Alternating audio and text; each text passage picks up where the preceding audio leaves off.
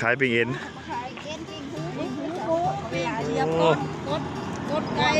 ปิ้งก้นไก่ปิ้งหูหมูเนาะ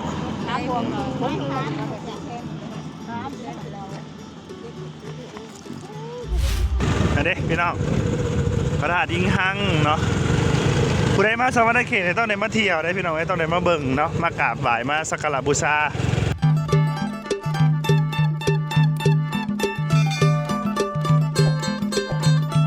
สบายดีทุกคน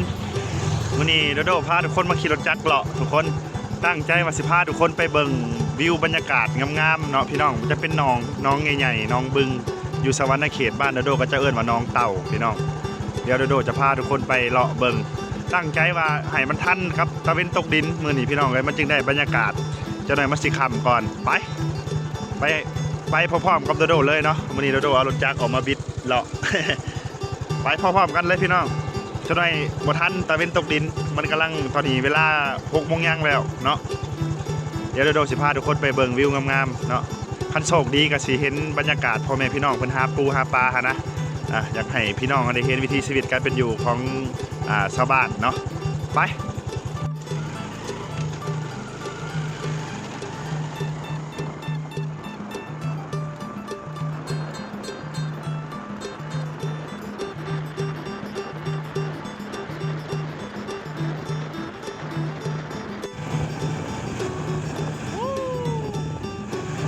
มาขี่เลาะน้ำกันเด้อพี่น้องเด้อ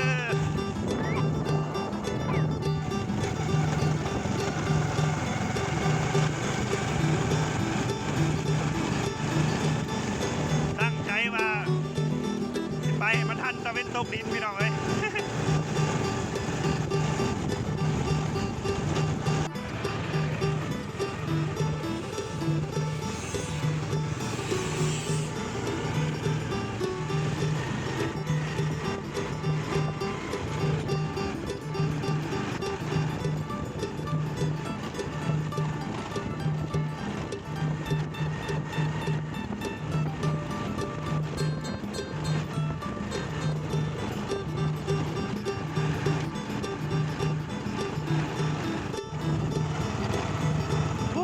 เป็นหลายแท้ดิหัวหลายโตแท้ ฮะถ่ายคลิปลิดเขตนอกพี่น้องเลยตัวร้ายกับเลี้ยงงัวครับเลี้ยงงัวผูกพังเลี้ยงสัตว์ฮอดแล้วทุกคนเอ้ยนี่น้องเต่าพี่น้องเลยถือว่าเป็นแหล่งท่องเที่ยวอยู่บ้านโดโดเนาะพี่น้องเพราะมันเป็นน้องธรรมชาติเป็นบึงธรรมชาตินะพิซิแมนมันมีเต่าอะไรพี่น้องเลยเพิ่นจึงแซวว่าน้องเต่า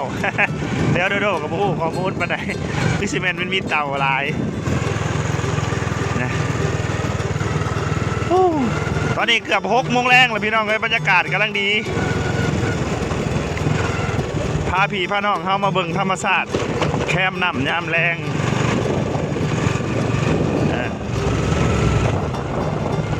ที่จริงมันก็มีห้านอาหารเลยพี่น้องเห็ดเป็นตูบเป็นเพื่อนแพร่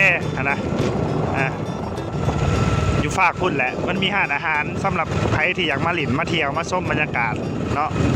นั่งกินน้ำนั่งกินข้าวกินน้ำเย็นๆส่วนหมู่ส่วนพี่น้องส่วนครอบครัวมานั่งกินก็มีห้านอาหารเด้อพี่น้องอยู่นี่นะ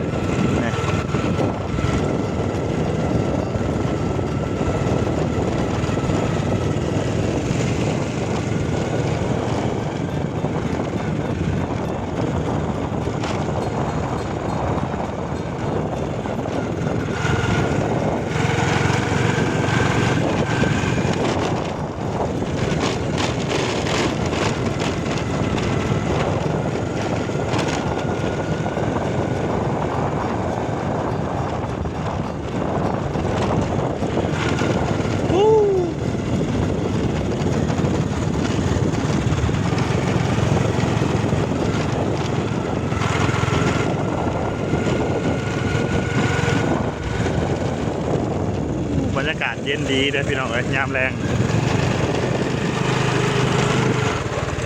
บร บรรยากาศเบื้องนี้เป็นบรรยากาศทงไห้ทงนาตะเว้นกำลังสีตกดินพี่น้องเลย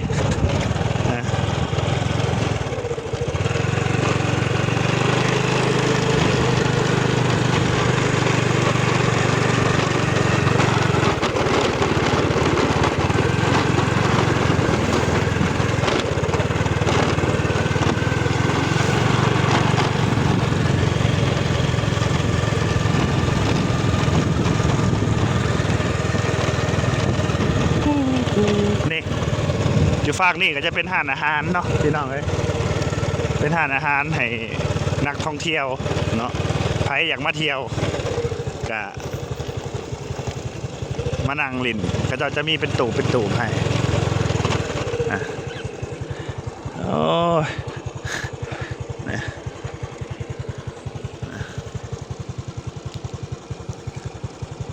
บรรยากาศยามแรงๆพี่น้องเอ้ย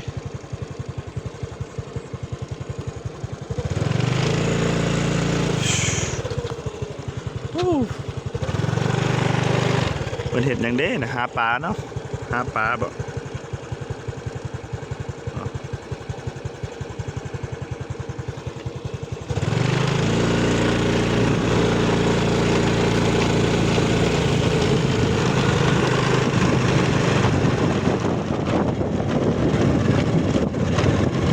สบายดีทุกคนเด้อที่เขามาเบิ่งเนาะสบายดียามแรงๆวันนี้กับพาพี่พ่อน้องเข้ามาชมบรรยากาศยามแรงคือเก่าพี่น้องเลยบอลได้ที่ว่าเป็นบรรยากาศดีๆเนาะให้พี่ให้น้องเขาเบิ่งได้รับส้มโดกอะสีอาสาเป็นคนพาไปเบิ่งพาไปถ่ายเนาะฝากนี่เป็นบรรยากาศเป็นบึงน้ำเนาะพี่น้องฝากนี่เป็นบรรยากาศทงไห้ทงหน้าตะเว้นกำลังสิรับขอบฟ้าโอ้ย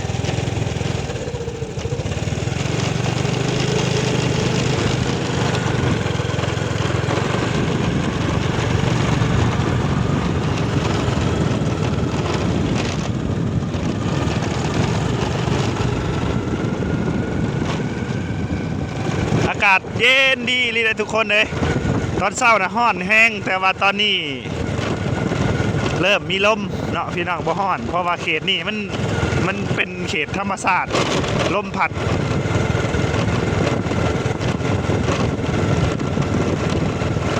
ขี่รถสวนกับลมถือว่าบ่ฮ้อนเนาะพี่น้องเย็น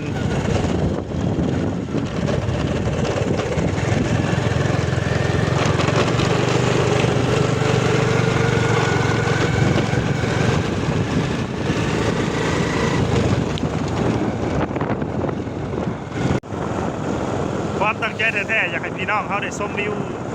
ธรรมชาติงามๆนะพี่น้องแต่ว่าสำหรับคลิปนี้โดโดคิดว่าวิวยังบ่งามปานใดเนาะพี่น้องเนาะรู้สึกว่าส่วนตัวก็เต็ม10ก็ยังให้อยู่ประมาณ5เนาะแต่ว่าก็บ่เป็นหยังพี่น้องเลยโดโดก็พยายามไปหาบอลวิวบอลอื่นๆที่ว่ามันดีๆบอลมันงามๆให้พี่ให้น้องเขาเบิ่งสำหรับพี่น้องเขาที่เข้ามาเนาะบางคนก็อาจจะถึงใจหรือบ่ถึงใจเนาะโดโดก็พยายามซอกหาวิวดีๆบอลงามๆให้พี่ให้น้องเขาได้เบิ่งอีกเนาะ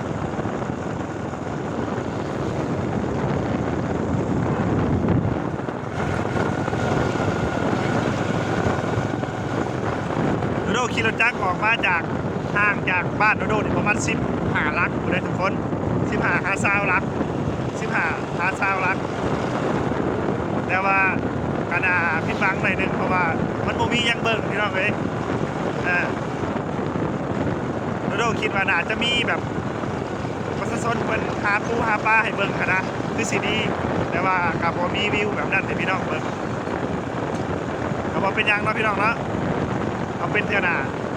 โดโดสิพยายามหาบอลวิวดีๆให้พี่น้องเขาได้เบิ่งเส้นทางกลับนี่เนาะพี่น้องมันจะมีเขาเรียกว่าพระธาตุอิงหังเนาะพี่น้องพระธาตุคูบ้านคูเมืองของแขวงโดโดนี่แหละแขวงสะวรรณเขตบอลโดโดอยู่นี่แหละแต่มื้อนี้โดโดบ่แน่ใจว่าเป็นยังเพิ่นคือปิดพี่น้องเอ้ย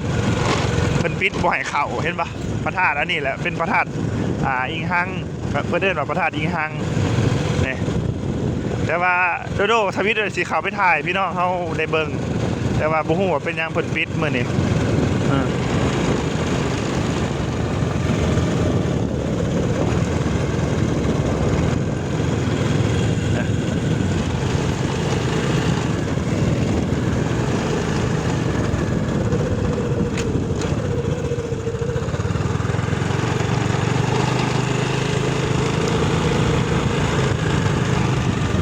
น้อง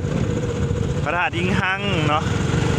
ผู้ใดมาสวรรค์เขตต้องได้มาเที่ยวได้พี่น้องต้องได้มาเบิ่งเนาะมากราบไหว้มาสักการะบูชา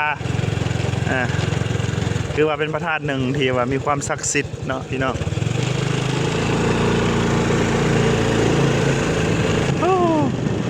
คิดเห็นบรรยากาศคิดเห็นตอนยังน้อยเลยนะแรงๆมากอะมาเตะบานเนี่ยนี่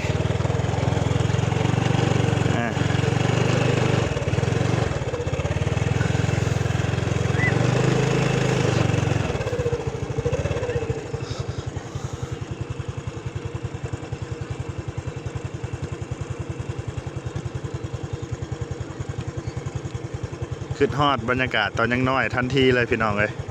แต่ก่อนเลิกโรงเรียนมากกับบ่มีหยังแรงมากอะนัดหมู่ครูมาเตะบาสชีวิตในวัยเด็กมีความสุขสมัยก่อนบ่ต้องมีโทรศัพท์บ่ต้องมีโลกโซเชียลยังหลายพี่น้องเอ้ยมีแต่หมักบานหน่อยหนึ่งกับหมู่ก็ถือว่าเป็นความสุขไปเดินทางกลับพี่น้องเอ้ยที่น้ำก่อนนี่เสียเฮ้ยน้ำก่อนแล้วทั้งอะไรฮะแต่ไม่มีแต่น้ำก่อนเลย มาซื้อเป๊ปซี่ห้านข้างทางโอ้ห้านน้อยๆครับ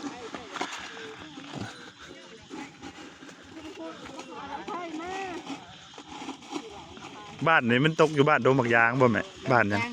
ฮะโดมบักยางเว้ยเป๊ปซี่จอก5,000 กีบขายยังเนี่ยขายปิ้งเอ็น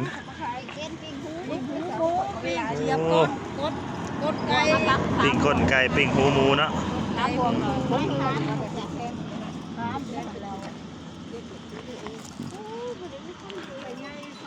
ขาย